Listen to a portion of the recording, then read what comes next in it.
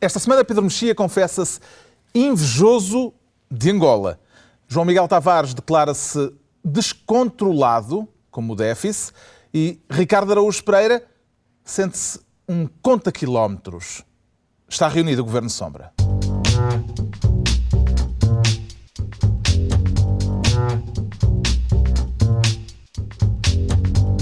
Ora viva, sejam bem-vindos. Depois de uma semana com pedradas e uma carga policial à porta do Parlamento e com a visita de Angela Merkel, de que vamos falar mais adiante neste Governo Sombra, com os habituais João Miguel Tavares, Pedro Mexia e Ricardo Araújo Pereira. O João Miguel Tavares que desta vez quer assumir a pasta de Ministro das Greves pouco gerais. Evidentemente não fez greve. Bom, esse teu evidentemente parece que, não sei... É escandaloso? Não, só para tentar esclarecer que é porque há muita gente que agora começou a escrever coisas do género, acaba-se com o direito à greve, pessoal mais entusiasmado um bocadinho para a direita. Mas aqui no programa nós sempre soubemos que tu és a favor da greve em geral, mas contra todas as greves concretas. Não é verdade, não é verdade. Aliás, sabes que eu até em 2003, nos meus saudosos tempos do Diário de Notícias, eu defendi uma greve na própria redação. Exato. Mas essa greve na altura foi porque o Fernando Lima era diretor, tinha passado da assessoria de imprensa diretamente para a direção do jornal. Eu achei que era um bocadinho ofensivo daquilo que eram os princípios de jornalismo. Eu, mas não posso assegurar, porque eu assisti ao momento pré-que de João Miguel Tavares. Exatamente. Mas aí está. Aí eu estava a tentar defender princípios sérios e coisas que... Portanto, há situações em que a greve faz sentido. Sim, mas aí não foi acompanhado, porque parece que, desde que não seja para ir ao bolso do trabalhador, as greves não costumam impressionar muitas pessoas. E neste caso, quer contestar a designação de greve geral de quarta-feira? Quero. Eu não tenho nada contra as greves, mas não chamem greves gerais àquilo que, mais uma vez, é a eterna greve da função pública e das empresas públicas, não é? Eu tenho 2 filhos que andam numa escola pública e que tiveram que ficar em casa porque a escola fechou. Tenho um filho que anda num infantário privado e que foi calmamente para o seu infantário porque o infantário estava aberto. E, portanto, era só esta... E ainda te falta mencionar um filho, atenção. Esse ainda não vai a lado nenhum porque ficou em casa. Mas porquê essa inequidade educativa dos teus filhos? Gostas mais do privado? Ou... Não. Eu gosto mais do público. Aliás, faço questão que os meus filhos vão para o público, mas e depois acontecem estas coisas e temos estes pequenos problemas. Muitas vezes... Será porque é mais fácil despedir no setor privado? Ainda bem que vieste de encontro àquilo que eu ia dizer. Esse realmente é o argumento que é utilizado, mas esse argumento... Eu só estava a pôr a questão. Eu sei, mas não, eu diria que esse argumento é bastante absurdo. É que, felizmente, já existe em Portugal muitas empresas em que sabem que aquela velha distinção entre o patrão para um lado e o trabalhador para o outro, que era uma coisa que fazia todo sentido no século XIX, no século XXI, às vezes é bastante palerma, porque as pessoas estão metidas todas no mesmo papo. Porque às vezes é a mesma pessoa. Em muitas empresas é a mesma pessoa.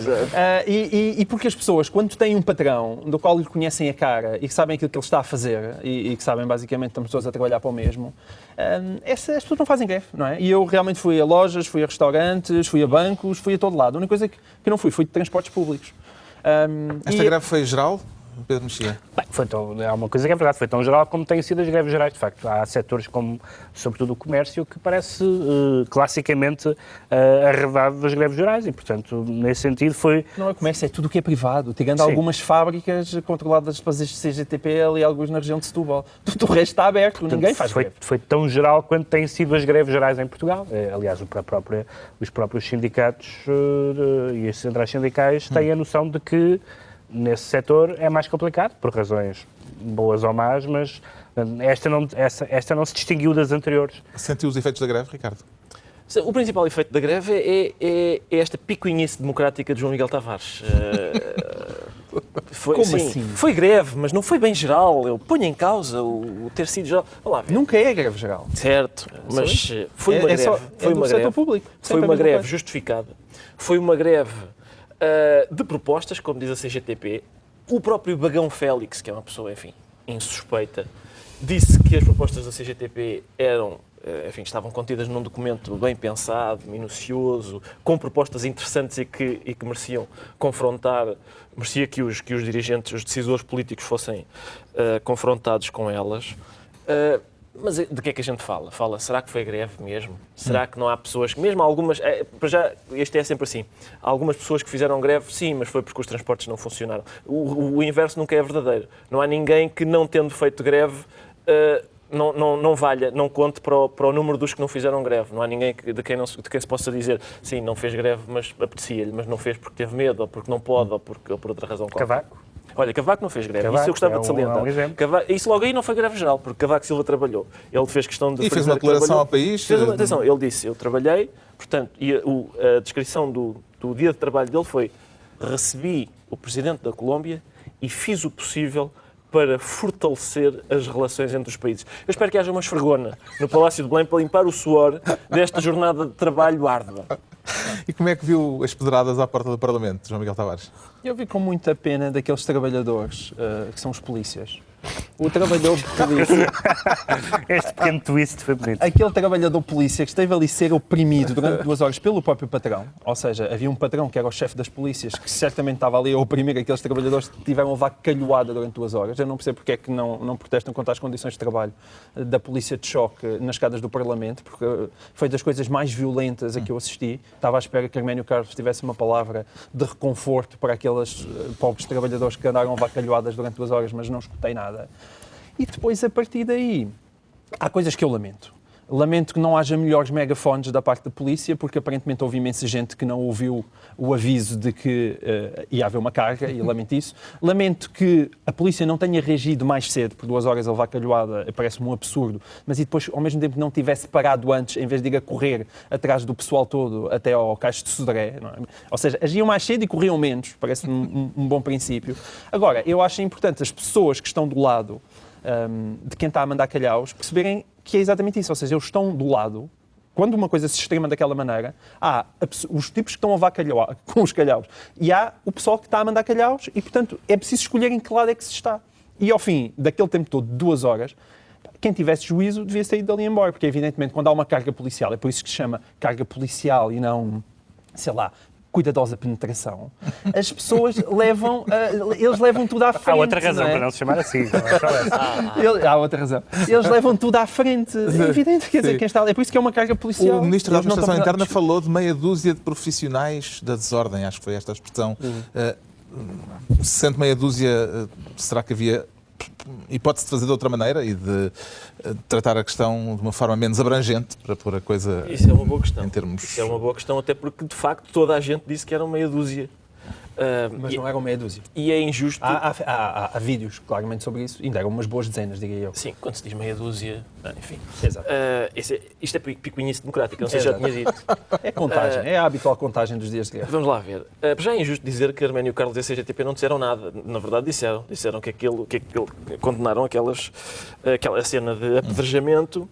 E depois acrescentaram, mas não queremos dar lições de moral a ninguém. E atenção, aquilo tudo ocorre já depois do fim da manifestação da CGTP. Portanto, já depois da CGTP ter saído, do discurso ter acabado. Mas também ninguém fez essa ligação entre a CGTP e... Bem pelo contrário, bolas, toda a gente ninguém fez esse cuidado. Nem o governo, nem a polícia fez essa ligação. E bem. Bom, agora, eu, de facto...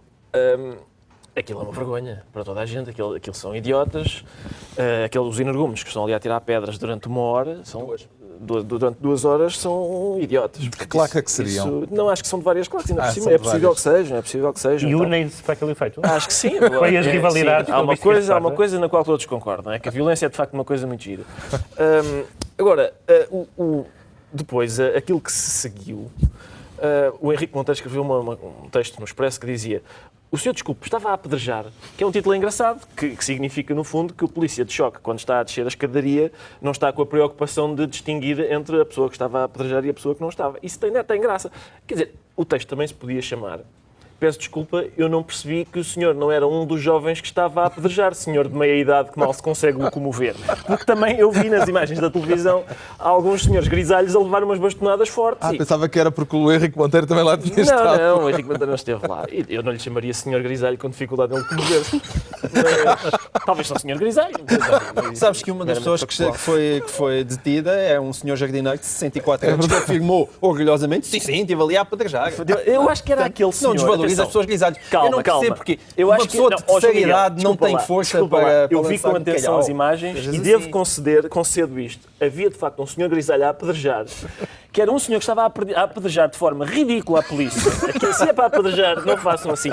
Enquanto os jovens estavam a apedrejar, puxando a mão cá atrás, o velhote estava a apedrejar a padeiro, assim, a fazer o serviço por baixo. Fazer o serviço por baixo.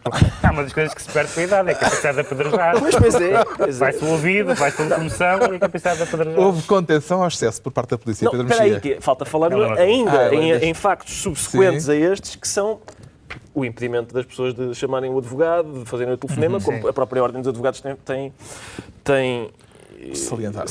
É isso, era salientado que eu queria dizer. Excesso, contenção, meios ajustados. Ou eventualmente as duas coisas, porque numa situação não são como contraditórias? Esta, não são. Numa situação contenção e excesso? Não são. Não, explico porquê. Porque há vários momentos e há várias situações. Há momentos diferentes. Por exemplo, este momento que o Ricardo fala do que se passou nas esquadras, etc. Não é o momento da carga policial, etc. Numa situação como esta, a polícia tem o direito de reagir a uma violação da lei e tem o dever de reagir dentro dos limites da lei. O que é que eu quero dizer com isto? A polícia só pode reagir face a pessoas que estejam a violar a lei, ou seja, não pessoas que estejam a participar numa manifestação, a segurar cartazes ou a gritar palavras de ordem. Essas pessoas não estão a violar a lei e, portanto, se essas pessoas forem de alguma forma punidas ou agredidas, a polícia não está a agir dentro dos limites da lei. E a polícia tem o direito e não o dever, ou seja, a polícia é que sabe, por exemplo, a cerca de 1 hora ou 2 horas. Essa gestão de quanto tempo é que se aguenta, etc., é difícil de fazer. Eu não sei muito bem, não vi as imagens em direto, não sei muito bem quando é que uma autoridade policial decide chega, agora temos que agir. É que ainda por cima, eu acho que quando eles decidiram agora chega, já não havia pedras na calçada. Mas depois há o segundo momento, que é agir dentro dos limites da lei. Evidentemente que eu acho que se uma pessoa estiver a apedrejar alguém, ou um polícia, ou a partir de uma montra, ou a partir de um carro, a polícia tem direito a agir. Quer dizer, é uma autoridade policial, é normal. Mas não deixam de se aplicar os princípios gerais. Eu não posso, para uma pessoa que me quer dar um murro, não lhe posso dar um tiro na cabeça, por exemplo. E, portanto, há regras de proporcionalidade que algumas das pessoas que estavam na manifestação dizem que não foram seguidas. Esse argumento é que havia ali uma lei... Isso tem que se investigar. Agora, é verdade havia também... desobediência civil, porque eles argumentam... O problema é que eu acho que muita gente não ouviu. Eles argumentam que a partir do momento que há avisos, os polícias dizer, olhem, senhores, saiam daqui, desobediência civil, daqui a 5 minutos há uma carga policial, portanto, se tu continuas lá, estás a desobedecer. Não, portanto, há um incumprimento da lei. É o argumento deles. Se isso foi claramente dito... Não, foi dito por megafones, que o problema foi dito assim e aquilo havia lá, toda a gente gritou quando acho que uma carga policial ser por natureza discriminada e de facto não se pode perguntar a cada pessoa, acho que deve haver um aviso prévio, não sei, aliás, não tem legalmente houve 2 avisos prévios. E tem que ser avisos que façam sentido. A polícia precisa de melhor aparelhagem.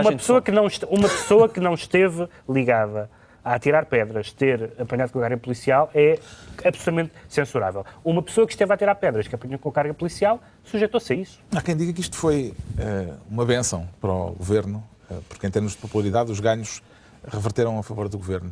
Não, eu acho que sim. É legítimo pensar assim? Acho que sim, acho que é legítimo. Em termos de popularidade, ninguém gosta de ver isto e, portanto, acho que esta é a extrema-esquerda a fazer um favor... Bem, se me permitirem identificar aqueles senhores arruaceiros como extrema-esquerda. Se calhar é um bocadinho exagerado, mas extrema-direita não parece que seja. Mas enfim, seja o que for, aqueles senhores arruaceiros estão a fazer um favor às pessoas que supostamente estão a tentar combater e às políticos que estão a tentar combater. Não é?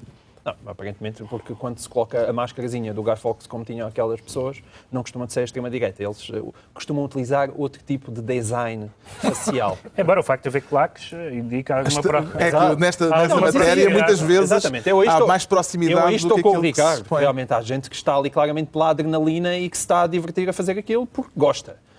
E o meu único problema, às vezes, com estas questões é que já sabemos, dia 27 de novembro está marcada uma nova manifestação em frente à Assembleia da República, portanto, dia 27 de novembro já podem começar a marcar nas agendas, já sabemos o que é que nos espera. Okay. Está entregue ao João Miguel Tavares a pasta das greves. Greves pouco gerais, ele faz questão de salientar isso, sublinhar isso, e o Ricardo Araújo Pereira quer ser Ministro da Interpretação do FMI, um Ministro exegeta, portanto, Ricardo Araújo Pereira. Sim, porque continua a ser preciso um esforço hermenêutico. Por não ser suficientemente claro o que diz o FMI? Não, eu acho que sempre foi claro, mas o Ministro Vítor Gaspar... Há quem não compreenda. Sim, o Governo e os fundamentalistas da austeridade, que apesar de tudo vão sendo cada vez menos, mas bastante... aguerridos. Esse olhar de esguelha... Não, estou só a controlar o João Miguel Tavares. Eu gosto de ter debaixo dele. E o que é que diz o FMI? FMI diz, vamos lá ver. O FMI já tinha reconhecido que tinha calculado mal o impacto das medidas de austeridade na economia dos países em dificuldades. E agora diz que a aplicação dessas medidas pode tornar-se insustentável a nível social e político. Ainda depois disso, o diretor adjunto do FMI, o primeiro diretor adjunto, que eles têm vários, é isso? É mesmo assim? É a organização deles? Não, estou só a constatar um facto. Disse que a desalavancagem é necessária, mas deve ser implementada a uma velocidade e de um modo que minimize o impacto negativo no crescimento económico. E que são necessárias medidas de crescimento económico. Portanto, querem desalavancar-nos mais devagarinho. Mais devagarinho, convém, não é? E há 6 meses, atenção, isto do crescimento económico era uma piada. Era crescimento económico. Olha, quem é que não quer crescimento económico? Isso também eu quero, mas não há dinheiro. Onde é que há dinheiro para o crescimento económico? Era isto que se dizia quando se protestava que eram, de facto, necessárias medidas de crescimento económico. Pelos vistos, neste momento, começa a ser consensual que, de facto, é preciso fazer qualquer coisa. Que valor político é que tem esta afirmação do FMI de que a austeridade pode tornar-se socialmente insustentável, Pedro Mexia? Tem o mesmo valor que dizer que o boxe pode aleijar. Quer dizer, é uma afirmação evidente. Não tem o valor político, por exemplo, o governo poder usar isso tem um valor político, mas tem como forma de negociação? Sim, isso tem. Já falámos aqui várias vezes que o governo, nomeadamente o Ministro das Finanças, não parece querer aproveitar nenhuma correção ou nenhuma margem de latitude que lhe seja dada, quer por Christine Lagarde ou por outras figuras que têm feito essas declarações. Mas é um pouco estranho o FMI fazer estas declarações, responsáveis da FMI, uma pequena coisa pré-pequena, MFA, exatamente. É a questão são duas questões. Uma é a questão da experiência passada, ou seja, o FMI sabe perfeitamente que existe, como é que eles dizem, qual é a expressão? A austeridade pode tornar-se socialmente insustentável, porque já se tornou socialmente insustentável em países anteriores. Portanto, isso não é novidade. Para mim, a mim custa-me sempre que os responsáveis políticos digam como novidade uma coisa que já se sabia. E em segundo lugar, parece-me um pouco estranho, porque, por exemplo, Angela Merkel, de quem vamos falar daqui a bocado, veio cá dizer que a austeridade não é culpa da Alemanha, não é culpa, ela não põe nos sistemas, mas não é da autoria alemã, é o FMI. O FMI não pode dizer que a austeridade não é responsabilidade, portanto, não é responsabilidade própria. Portanto, é muito estranho que alguém esteja... Já falámos aqui... Há aqui um jogo de empurra? Não, mas estão-se a empurrar a si próprios, o que é um pouco bizarro. Mas eu acho que mais do que... Mas ao menos estão-se a empurrar. Eu não interrompi isso. Nós já falámos várias vezes daqui, é que pode haver uma inflexibilidade, insensibilidade e tudo isso, e muitas vezes há. Mas também há, muitas vezes, eu acho que isso é uma grande fonte de perplexidade, a sensação de que as pessoas responsáveis não sabem o que querem, não sabem para onde vamos. E isso realmente é bastante angustiante. Como é que se explica esta sensação, para usar a expressão do Ricardo Araújo Pereira, de que o governo português, perante estas declarações, às vezes fica numa posição de mais papista que o Papa? Sim, quer dizer, nós também não nos podemos esquecer que nós ganhámos um ano, ou perdemos um ano, a teoria divide-se, não é? Quer dizer, temos mais um ano, supostamente, para cumprir aquelas metas e já toda a gente sabe que não vão ser cumpridas, de qualquer forma. Agora, eu não nego, nós somos uma espécie de ratinhos para o FMI. Porque, na verdade, aquilo que se está a tentar fazer... Os tais morganhos, não é? Os tais morganhos. Ratinhos de laboratório. Somos ratinhos de laboratório e é verdade que o cirurgião que nos anda a inocular, de repente está a ver... Oi, este deve ficar mais viçoso, está-se a afinar. E isso... Não inoculo mais. Não inoculo. Mas, de facto, há aqui uma experiência única que não tem grande paralelo com as experiências anteriores da FMI em Portugal, que tem a ver com a impossibilidade de desvalorização da moeda. E, a partir do momento que se está a fazer uma austeridade sem possibilidade de desvalorização da moeda, dá a ideia que é um bocadinho como quase fazer uma operação sem anestesia.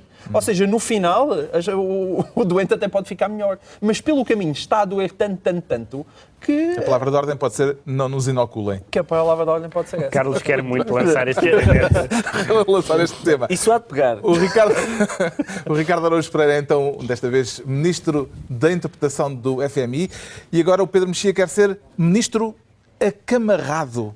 Vai ter que explicar esse neologismo. Esse neologismo é um neologismo inventado para uma tradução de uma peça de um dramaturgo irlandês, o Enda Walsh. A peça chama-se Bedbound. É para verem como o nível cultural sobe cada vez que o Pedro Mexia fala. Enquanto passou cá, a tradução da peça era acamarrado, amarrados à cama. E, no fundo, neste momento, os serviços secretos americanos estão amarrados à cama, porque, de repente, temos 2 generais, um dos quais o general mais prestigiado do exército americano, ligados a um caso que pode eventualmente ser um caso de segurança nacional, etc., mas que é de certeza um caso de saias.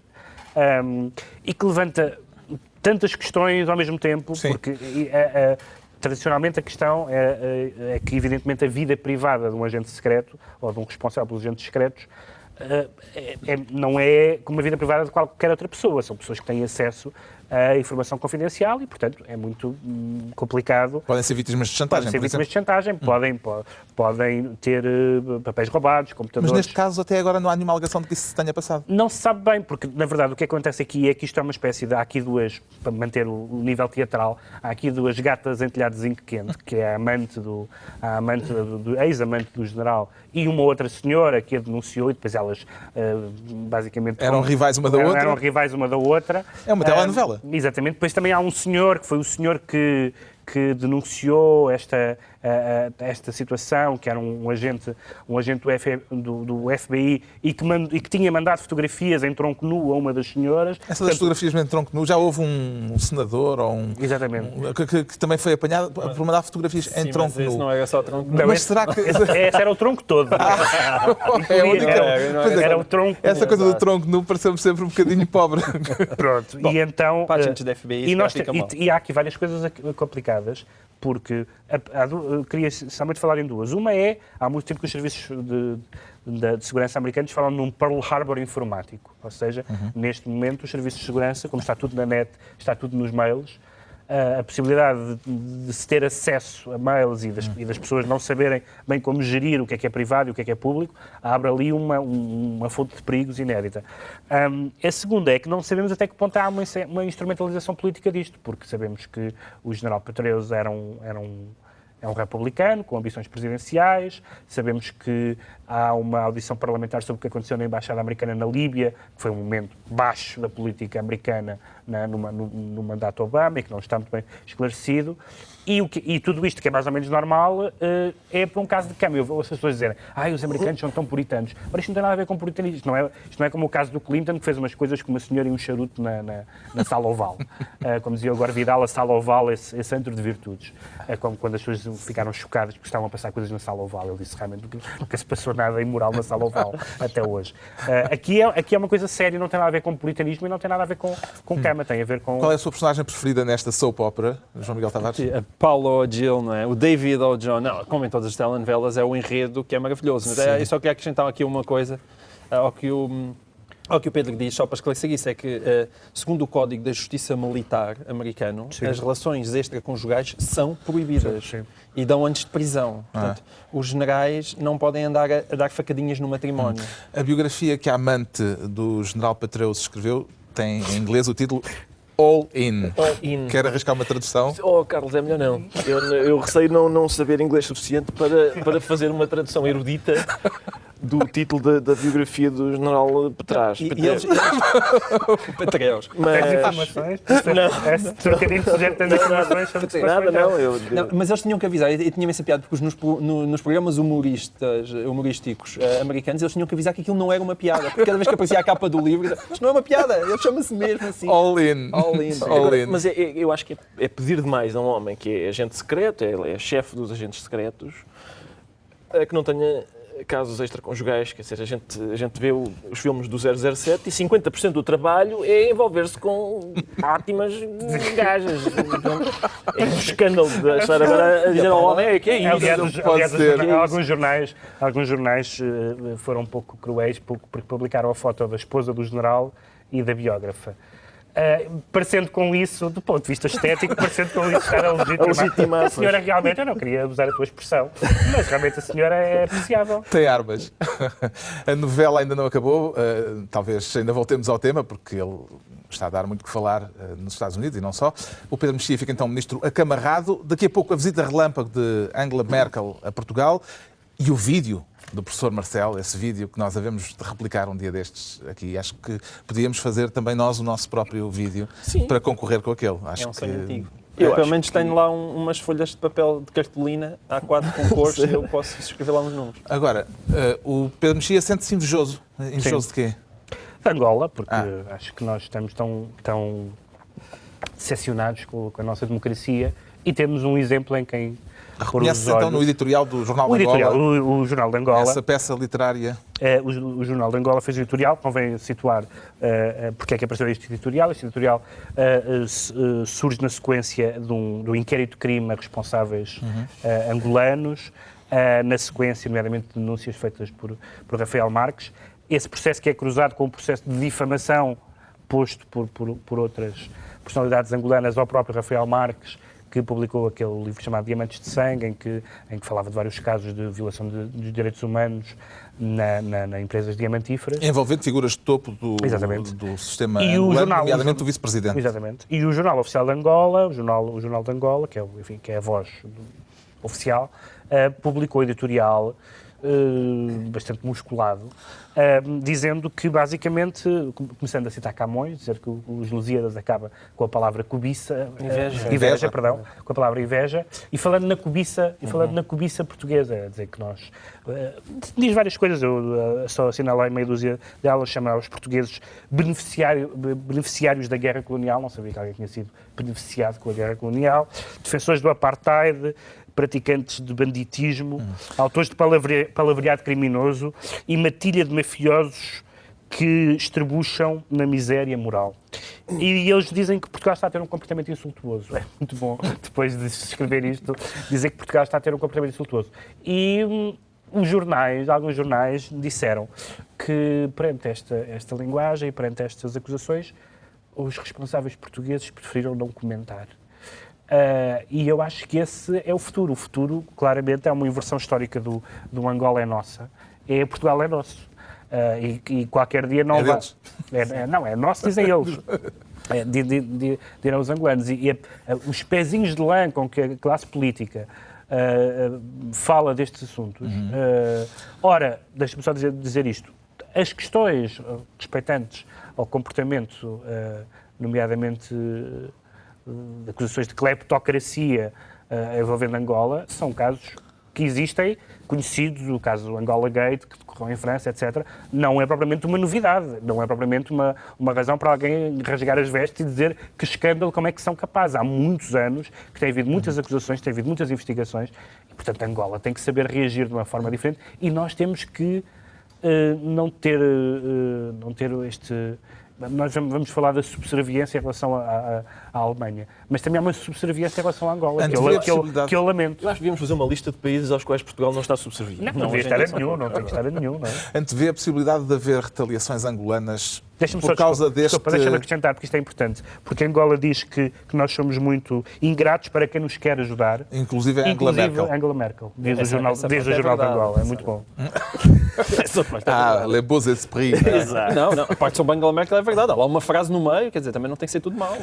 Haverá possibilidade de sofrermos retaliações por causa deste processo judicial que está a correr contra 3 altos dirigentes angolanos? Eu diria que enquanto as lojas da Avenida da Liberdade forem mais gigas do que as de Luanda, nós estamos safos, não é? Porque os angolanos gostam de vir para cá passear e basicamente comprar coisas gigas. Agora... como jornais, por exemplo. Como jornais. Há duas questões aqui. Uma é... Também já são eles que compram jornais. Exatamente. Então percebi que nem isso é bom negócio. Agora, há só aqui duas questões. Uma é esta fuga sobre este segredo de justiça, mais esta quebra de segredo de justiça, é muito esquisita. Esse lado é mesmo esquisito, ou seja, estamos a falar de pessoas e a Procuradoria-Geral veio dizer estão a ser investigados, mas nem sequer há arguidos, o que me parece, ou seja, há ali um lado estranho nesta fuga e era giro saber quem é que a promoveu, o lado 1. Agora, o lado 2 é que, ao contrário do que o Pedro até estava a sugerir, na verdade Portugal já reagiu e Paulo Portas já veio falar. E Paulo Portas disse esta coisa extraordinária. O governo português fará tudo o que está ao seu alcance para melhorar ainda mais as relações com Angola e não deixar que nada as prejudique. E eu pergunto, foi este o Paulo Portas... Chamas isso uma reação? Não. Isto é uma reação. Isto é uma reação e eu pergunto, este foi o mesmo Paulo Portas que mandou chamar um embaixador de Israel para lhe puxar as orelhas só porque ele fez umas observações fuleiras sobre bandeiras a meia haste no dia em que Hitler morreu? É o mesmo Paulo Portas. Porque, de facto, eu diria que há 2 pesos e 2 medidas jeitosas. Qual foi a não é? passagem do editorial do Jornal de Angola que mais gostou? Por razões literárias. Carlos, eu confesso que não apreciei especialmente nenhuma. Eu acho que ficou desmentida aquela ideia que há na literatura de que diamantes de sangue compram um bom estilista. Não necessariamente, na verdade, não necessariamente. E aborrece-me um bocado aquela insistência na ideia de que a última palavra dos Lusíadas é inveja e justificar com isso que o que dizem os jornais portugueses seja revelador de inveja portuguesa relativamente à Angola. Porque, primeiro, diz sempre isso. Os Lusíadas acabam com a palavra inveja, começam com a palavra as, e ninguém acha isso notável. Depois, é a única obra da literatura portuguesa, a única grande obra, cuja última palavra é chamada para discussões deste tipo. Por exemplo, os maias acabam com a palavra subia, e ninguém diz, lá está, isto é premonitório. A palavra qual? Subia. A mensagem do Fernando Pessoa acaba em... Subia a Avenida da Liberdade, é o passeio público. Acaba com fratres. Também ninguém diz, lá está, fratres. O amor de perdição acaba com a palavra. Isto é curioso. Ele investigou. Fim, palavra fim. O Camilo optou por... Olha, já agora acabei. Fim. Pôs o Camilo. E mais. Podia não ter percebido. Exatamente. Eliot e outras observações de Pedro Mexia. É um livro que acaba com a palavra morcegos. Nunca ninguém diz, cá está. Há que esclarecer esse aspecto. Bom, mas o que é certo é que eu estive a ver imprensa, eu pensei, se calhar eles têm razão, se calhar a imprensa portuguesa revela toda esta inveja relativamente à Angola e isso, de facto, justifica a repercussão da última palavra dos Lusíadas. Eu estive a ver imprensa internacional e toda a imprensa internacional diz basicamente o mesmo que a imprensa portuguesa diz de Angola e por isso o facto de... Há 20 anos. Sim, o facto, por exemplo, a última palavra do Hamlet antes de morrer é silêncio. Nem por isso os jornais ingleses fazem silêncio sobre corrupção em Angola, diamantes de sangue, etc. E, portanto, toma lá o editorialista do Jornal de Angola. Embrulha. Pronto. Ficamos a saber a razão da inveja do Pedro Mexia, está esclarecida. Não ficámos a saber porque é que o Eliot e outras observações acabam com os morcegos. Valia a pena tentar inquirir esse pequeno pormenor. Quanto ao João Miguel Tavares, sente-se descontrolado. Descontrolado? Sim, um bocadinho, não é muito, então. só um bocadinho. É como o déficit, é como o déficit, não é? É como o déficit. Então é muito. Não, exatamente. Eu estou um bocadinho descontrolado, o déficit está mais descontrolado do que eu. Também está com problemas de crescimento como a economia portuguesa? Não, ao contrário da economia portuguesa, eu estou contente com o meu tamanho, não preciso crescer mais. Meu Deus. Vamos avançar, João. Ele é que perguntou. Não, mas pode-se morder o disco de uma forma morder o disco. Não é preciso abocanhá-lo. Abocanhá-lo. Por amor de Deus. Bom, o déficit é para ser 4,5, entretanto passou para 5, parece que vai nos 6 e Deus sabe como é que vai terminar. E daqui a nada eu já pareço Ricardo Araújo Pereira, porque de facto há limites para saber onde é que isto acaba, não é? O Diário Económico diz que em setembro já chegou aos 9%. Exatamente. E esse setembro, esses 9% era o ponto em que eu queria chegar. É que seria interessante alguém analisar qual é que foi o impacto do discurso da TSU sobre a economia portuguesa. E eu avaliar, desconfio... pelo que disse Angela Merkel cá em Portugal, a psicologia é muito importante nestas coisas e, portanto, se calhar o impacto foi não só económico, quer dizer, não teve só a ver com as questões económicas, teve a ver também com as questões psicológicas que isso levantou. Basicamente foi por isso que eu trouxe aqui este assunto, não é? A gente fala muito de exportação, cada vez paga-se menos impostos e tal, a fuga ao fisco, mas valeria a pena começar a medir qual é que foi o impacto na economia de um discurso completamente desastrado de Pedro Passos Coelho. E, portanto, é bom ver que o sítio onde nós estamos enfiados é um problema de contas, mas de facto convém que quem manda em nós saiba o que é que está a fazer.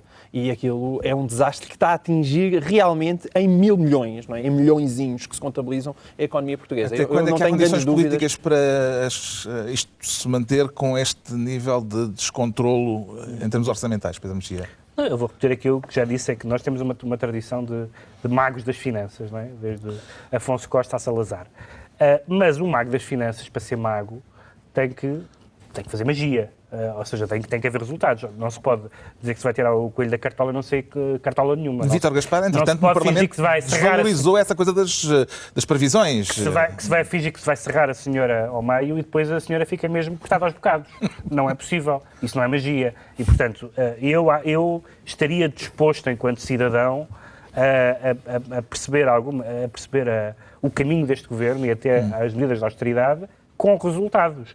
A austeridade sem resultados é que é o absurdo total. Ou então a austeridade que não, ou medidas políticas em geral e económicas em geral, que não prevejam aquilo que a gente sabe. Por exemplo, quando o Governo diz que não estava à espera da contração do consumo interno. Como é que isso é possível? Com isto já estamos a discutir o estado de espírito do Ricardo Araújo Pereira, que se sente conta quilómetros. Exato. Para contar o quê? É para medir a distância entre as declarações de Passos Coelho e do Governo e a da realidade. E a que distância é que acha que o Governo já se encontra da realidade? O meu conta quilómetros não tem capacidade não para consegue medir, sim. O que aconteceu foi muito curioso. Esta semana, alguns, estava o Primeiro-Ministro Passos Coelho a comparar Portugal a uma fábrica de salsichas em direto e a fazer algumas considerações, com todo o respeito para a fábrica de salsichas, que não merecia, aliás, uma comparação daquelas. Estava Passos Coelho a fazer algumas considerações sobre o facto de estarmos no bom caminho, de as coisas estarem controladas e de o futuro ser radioso. Sim, radioso. E em rodapé estavam a passar, em última hora, os dados do INE sobre o desemprego e as previsões do Banco de Portugal sobre a recessão do ano que vem.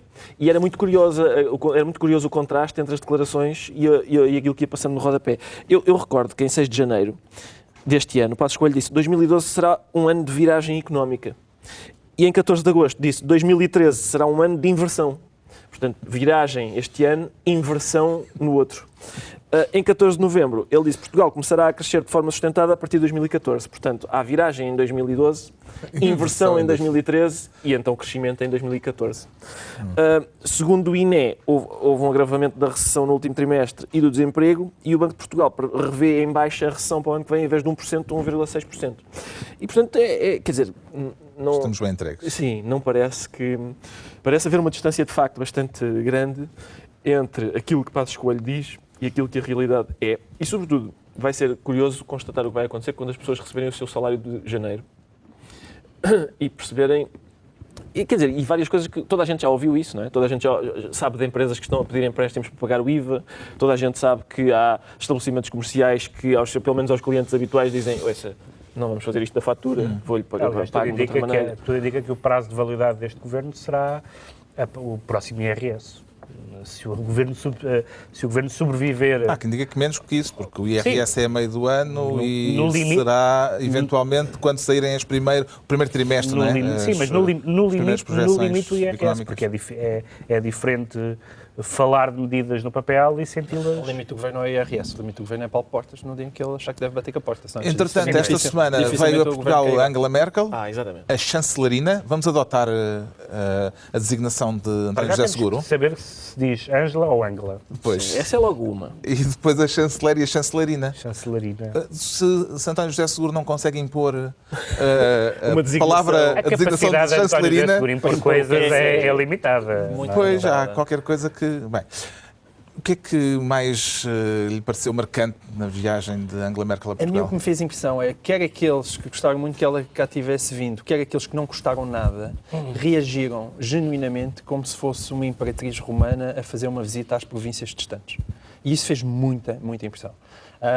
A importância que foi dada àquela visita é uma coisa completamente deslocada. É mesmo admitir que esta senhora é a nossa mamã e é ali que nós temos que ir pedir para partir o porquinho mielheiro. E então foi um bocadinho deprimente ver Portugal colocado daquela forma diante daquela senhora. Deixa-me só acrescentar outra coisa. Essa foi a primeira. A segunda coisa é que despertou em mim um verdadeiro polícia de choque após 2 horas de ter avacalhoadas, que são aqueles cartazes em que a senhora aparece com bigodinhos ou que fazem comparações entre Angela Merkel e os nazis. Aí acho que deveriam-se agarrar... Havia um cartaz que falava em Auschwitz. Devia-se agarrar, portanto, com muito amor nesses cartazes e parti-lo basicamente na cabeça de quem os Depois é o homem que vem aqui defender as manifestações pacíficas. Eu acho que há limites para a imbecilidade. E esse é um... Não há limites para a imbecilidade. Também não há limites. Não, ou seja, as pessoas podem fazer aquilo. Devem depois... Para a violência há limites, para a imbecilidade não há limites. Aliás, uma das características encantadoras da imbecilidade. Devias prezá-la em vez de... Não há e não deve haver.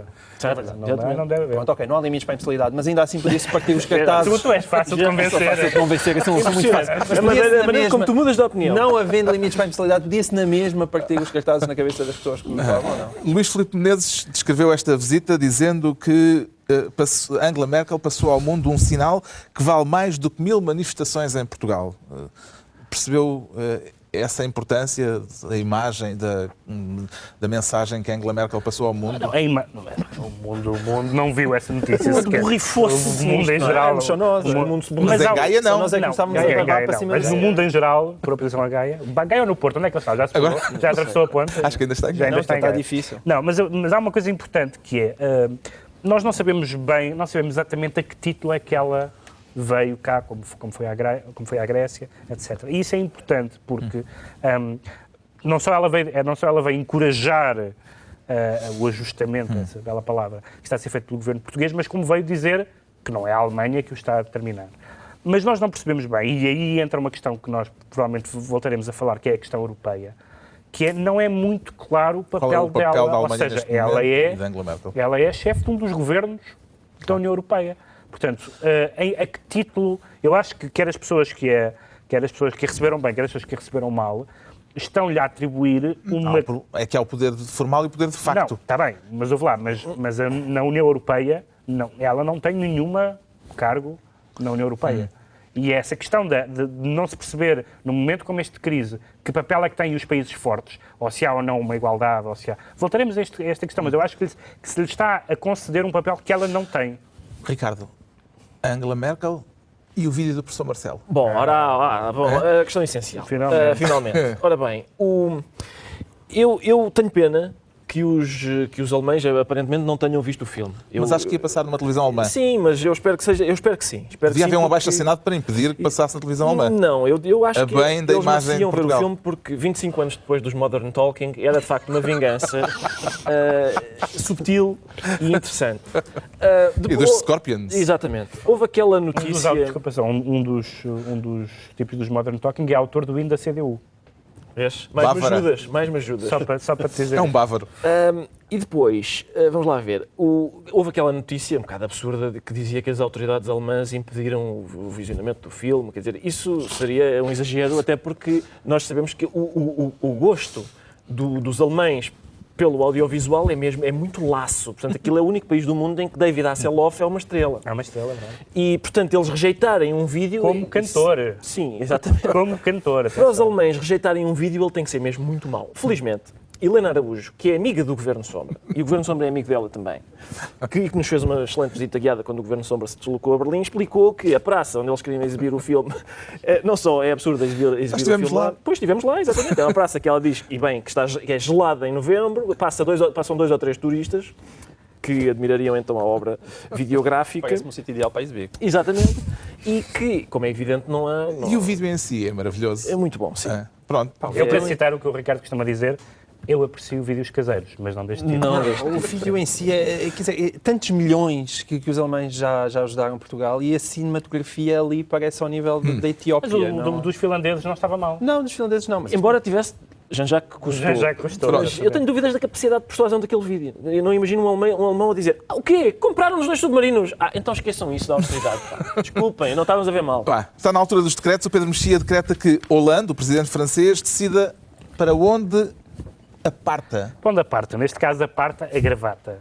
Convém esclarecer. Porque a gravata tem uma tendência para ir para a direita, não é? Sim, o Hollande... Há umas fotografias. O Hollande está com a popularidade mais baixa, um índice de popularidade historicamente baixo para alguém com tão pouco tempo de mandato. O Governo Sombra acompanhou a eleição de François Hollande e a esperança... E avisou em devido tempo o que iria acontecer. Só que o François Hollande anunciou esta semana cortes, medidas no IVA, baixou os custos do trabalho, uma série de medidas que os governos de Sarkozy não desdenhariam. E, ao mesmo tempo, em várias fotografias, se tem mostrado que ele não consegue ter a gravata direita e a gravata tende a desviar-se.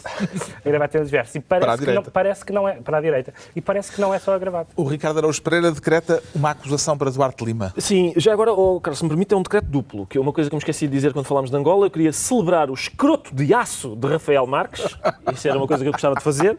E a segunda, então, é isso, é uma acusação para Duarte Lima, porque ele está à beirinha do Ministério Público, tem até sábado à meia-noite para lhe fazer uma acusação que está há 1 ano para fazer, porque, ao que parece, ele terá estado alegadamente, dizem, ao que parece, se calhar, numa fraude relacionada com o BPN que ultrapassa os 40 milhões de euros. Ainda não há acusação formal. Finalmente, o João Miguel Tavares decreta celas beras para Vale Azevedo. Sim, mas entretanto já mudei de opinião outra vez. É porque assim, Vale Azevedo foi preso. Sim, não, antes. Vale Azevedo foi preso, não é? E a cela parece que não tinha duche. Então o que eu achou muito, apesar de ser uma cela individual, nem jacuzzi. Aquilo não tinha as condições para ele. Eu achei, não, o homem merece, se calhar merece estar preso. Mas entretanto, saíram as notícias que ele está a argumentar que o tempo em que ele esteve em Inglaterra, naquela casa, e que não pagou a renda, conta como tempo de prisão. Sim, e portanto ele diz, não, eu comprei 5/6 da minha pena e quer sair. Porque a definição, repara, a definição de prisão é essa, é a casa onde tu estás e não pagas renda. E então deixa-me só dizer, não, ponham o homem a negociar com a Troika. Nós ao fim de 2 dias temos superado. Conseguimos livrar-nos rapidamente do problema. Está concluída mais uma reunião da semana. 2 a 8 dias, novo Governo Sombra, João Miguel Tavares, Pedro Mexia e Ricardo Araújo Pereira.